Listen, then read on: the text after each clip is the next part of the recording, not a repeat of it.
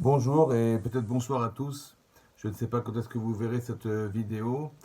On m'a demandé donc de parler les Nishmat Yitzhak Ben Aziza Ben Arosh, qui est décédé, on le sait, à Shmini Atzeret, le jour de Simchat Torah, qui est un jour spécial puisque c'est l'aboutissement de Sukkot. Finalement, on a rajouté un jour ce jour-là. Hachem a dit Caché Alaï Predatrem, combien il m'est difficile de me séparer de vous, comme il est difficile de se séparer d'un papa, comme il est difficile de se séparer de son mari et de sa famille. C'est très difficile. Et Hachem aussi, il a une proximité avec nous. Hashmini Atzeret, le huitième jour, et qui va donc venir juste après Sukkot, le huitième jour, en fait qu'on appelle le huitième jour, mais qui n'a rien à voir avec Sukkot, simplement qu'on s'est rapproché d'Hachem dans cette période, et que Hachem il a du mal à se séparer de nous, donc il a rajouté un jour. Et c'est le jour du décès de Yitzhak Bar Aziza. Alors, qu'est-ce qu'on peut dire? On peut dire en fait que cet homme il avait des qualités exceptionnelles, en fait, dans le sens où il était droit. C'était quelqu'un qui avait le sens de la rigueur, de la droiture, de l'intransigeance, que lorsqu'on s'engage dans la vie, on s'engage complètement. Lorsqu'on s'engage verbalement, lorsqu'on s'engage physiquement, on ne revient jamais en arrière. Vous savez, il est marqué dans la Torah que lorsqu'on fait un vœu, lorsqu'on fait un éder, un vœu, et qu'on s'est engagé, la parole engage, vous savez, la parole engage, alors il est marqué dans la Torah que lo yachel devaro, on n'a pas le droit de désacraliser sa parole, c'est-à-dire qu'on n'a pas le droit de remettre en cause ce qu'on a dit. Lorsque vous avez fait le vœu de faire quelque chose, c'est engageant, et cet engagement-là, il a un sens juridique, il a un sens religieux, il a un sens qui nous permet de nous engager effectivement sur ce qu'on a dit. Et là, on voit que cette qualité, on la retrouve chez M. Ben Haroche. Quelqu'un qui s'engage, quelqu'un quand il dit quelque chose, sa parole est une parole. Il va jamais remettre en question, il va jamais se soudoyer, il va jamais retourner sa chemise. Et ben non, qui s'est engagé, s'est engagé. C'est une valeur de yashrut, des gens yachar. Quelqu'un qui est droit, quelqu'un qui investit dans le travail. On sait combien le travail apporte parce que lorsqu'on travaille dans la vie, on côtoie les gens, on est honnête, on exerce ce que la Torah demande, c'est-à-dire d'être proche des autres, ouais, proche de celui avec qui je travaille, que ce soit un employé, que ce soit un employeur, autour de ses clients, autour de tout ce qui peut nous entourer. Bien sûr, évidemment, ça fait partie des règles de la vie et ça, Monsieur Ben Haroche en était bien conscient. Faire le shalom entre les personnes, c'est-à-dire c'était quelqu'un qui était à la fois entier avec lui-même et entier avec les autres. C'est-à-dire que la discorde, c'est-à-dire que la contradiction lui était insupportable et donc effectivement il avait le droit, il se donnait le droit d'être béchalom avec les gens et de rechercher le shalom. Un petit peu comme Aaron à Cohen.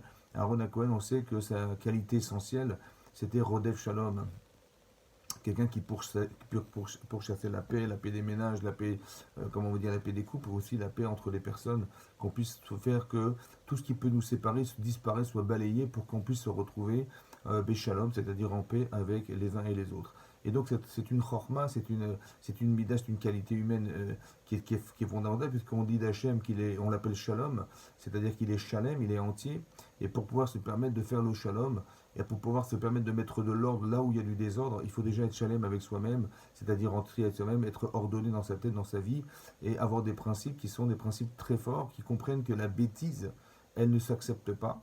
Et quand on est en conflit avec les autres, euh, le plus intelligent, c'est celui qui se sépare de la dispute, et celui qui est dans la faute, c'est celui qui entretient la séparation, qui entretient la discorde et la zizanie. Et donc, M. Ben Haroche était un homme de shalom. Mais ça s'entend, puisque de toute façon, il était entier avec lui-même, il était entier avec ceux qu'il côtoyait, donc évidemment qu'il était Béchalom.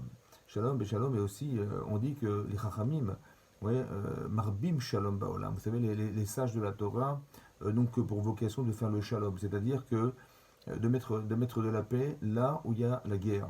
C'est-à-dire là où il y a discorde, là où il y a un conflit. C'est pour ça que M. Benaroche adorait les Talmidei Chachamim. Il était très proche des Talmidei Chachamim, très proche des gens de Torah. Il faisait un kavod exceptionnel aux gens de Torah parce que ça reflétait un peu l'image qu'il avait de lui-même et l'image de ce qu'il respectait dans la vie, d'être yachar, d'être honnête, d'être entier, d'être proche des gens, d'être investi dans la Torah, même si c'était pas quelqu'un qui était foncièrement orthodoxe, on va dire, mais qui avait des valeurs.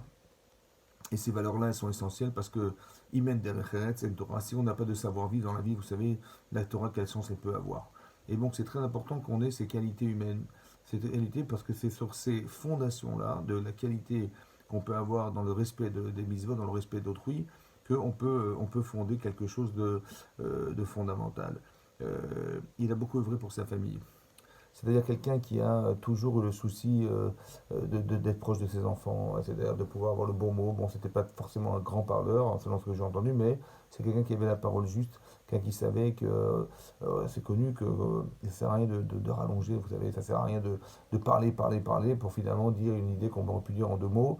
Et les choses qui sont les plus succinctes, c'est celles qui se retiennent et celles qui s'appliquent le plus facilement. C'est pour ça qu'il était un homme qui avait cette vocation de pouvoir dire juste ce qu'il avait besoin de dire, et sans plus, pour que les gens puissent comprendre le message de façon catégorique et puissent l'appliquer de façon sincère et entière.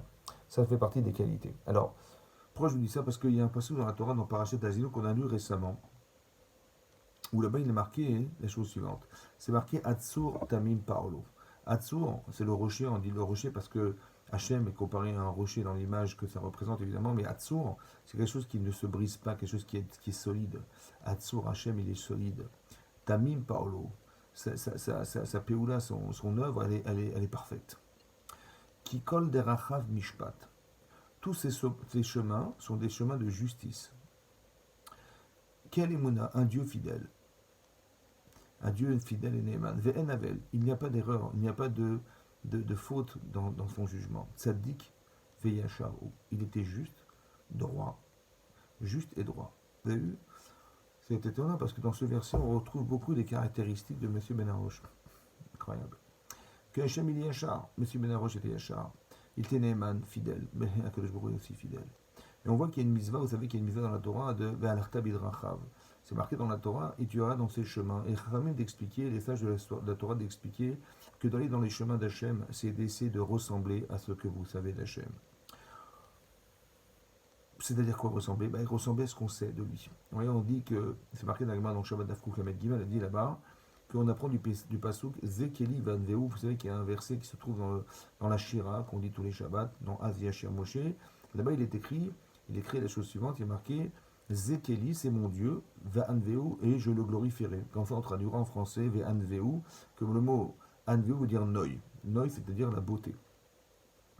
Et la Gemara dans le Shabbat explique là-bas, il y a une discussion dans le chasse de savoir qu'est-ce qu'on tire de l'enseignement de Anveu.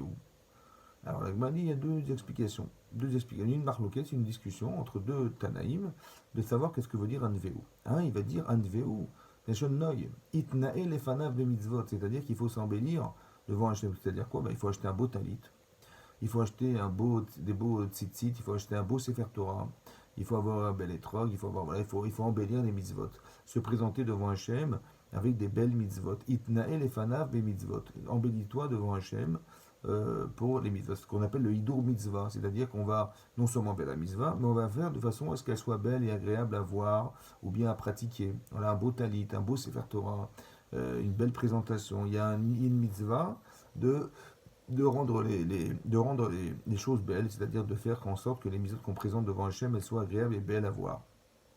Ça, c'est une des explications. Ve'anvelu, je l'embellirai. Deuxième explication, c'est Anveu, on peut couper en deux, en dire Anivaou, moi et lui. Ou Rachum, tu sais d'Hachem qu'il est miséricordieux, Afata Rachum. Ou Chanoun, Afata Chanoun. Donc il y a une mitzvah de ressembler à Hachem.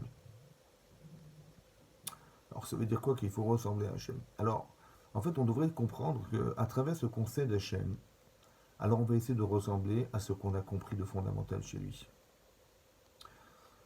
C'est pour ça que le Midrash y ramène une histoire. Vous savez qu'une fois, il y avait Rabbi Shimon ben Shetar. Rabbi Shimon ben Shetar, c'était un Amora, et qui fait partie du Talmud. Et là-bas, le Midrash explique qu'un jour, ce Rav, Rabbi Shimon ben Shetar, il a trouvé une brebis. Elle n'avait aucun signe distinctif qui pouvait déterminer qu'elle appartenait à qui que ce soit. Qu'est-ce qu'il a fait? Il n'avait pas la mitzvah de pouvoir proclamer qu'il avait trouvé quelque chose, puisque de toute façon personne ne pouvait la réclamer, puisque personne ne pouvait amener la preuve qu'elle lui appartenait. Et donc qu'est-ce qu'il a fait? Il a gardé cette brebis. Et puis effectivement, il a un jour accouplé, et puis plusieurs années plus tard, beaucoup plus tard, il y a un Ravi Echad, un arabe, il est venu le voir, il a dit, vous savez, un jour j'ai égaré une brebis dans la région et je ne la retrouve pas. Est-ce que vous auriez une idée où est-ce qu'elle pourrait se trouver? Il a dit, bah écoutez, la brebis, je l'ai trouvée, c'est moi qui l'ai trouvée, et elle est là. Et tu vois, ce que tu vois, le cheptel que tu vois derrière, eh ben, il est aussi, il vient d'elle, donc ça t'appartient aussi. Et là, hein, ce Haravi Echad, il a dit quelque chose d'étonnant. Il a dit Baruch, que soit béni Eloké Rabbi Shimon ben Shetar. Que soit béni le Dieu de Rabbi Shimon ben Shetar. Le Dieu de Rabbi Shimon ben Shetar. Non, il a dit merci beaucoup, monsieur Rabbi Shimon ben Shetar. Non, il ne sait pas ce qu'il a dit. Il a dit merci. Il a dit merci, merci le Dieu. Pour le Dieu. En fait, il faut comprendre qu'à travers ce qu'il a vu, parce qu'il n'avait aucune obligation de lui rendre cette brebis, et encore moins de lui rendre le cheptel qui découlait de cette brebis. Il a fait l'ifnim mishoratadin, c'est-à-dire qu'il a fait au-delà de la loi. Et à travers ça, il a compris quelque chose. Il a compris à travers Rabbi Shimon ben Shetar que Hachem, il est aussi comme ça. Il ne fait pas seulement la loi, Hachem, il fait bien au-delà de la loi. Des fois, Hachem, il est miséricordieux alors qu'on ne le mérite pas. Eh bien, il le fait quand même, vous avez compris, au-delà des choses, comme c'est beau à voir. Alors il a compris de Rabbi Shimon ben Shetar comment était Hachem. En fait, le tzaddik, il est à l'image de ce qu'Hachem représente pour lui. C'est pour ça que il a dit Eloquer Rabbi Shimon ben Shetar. Il a loué, en fait, non pas seulement Rabbi Shimon ben Shetar, mais d'avoir remercié Rabbi Shimon ben Shetar de lui avoir permis de voir combien Hachem il est grand dans cette mida, dans cette qualité-là. C'est pour ça que dans la tfila, quand on prie le matin, on ne dit pas Eloquer Avraham, Yitzhak et Yaakov. On ne dit pas le Dieu d'Avraham, Yitzhak et Yaakov. On ne le fait pas en facteur commun Hachem. On dit Eloquer Avraham, Eloquer Yitzhak et Eloquer Yaakov.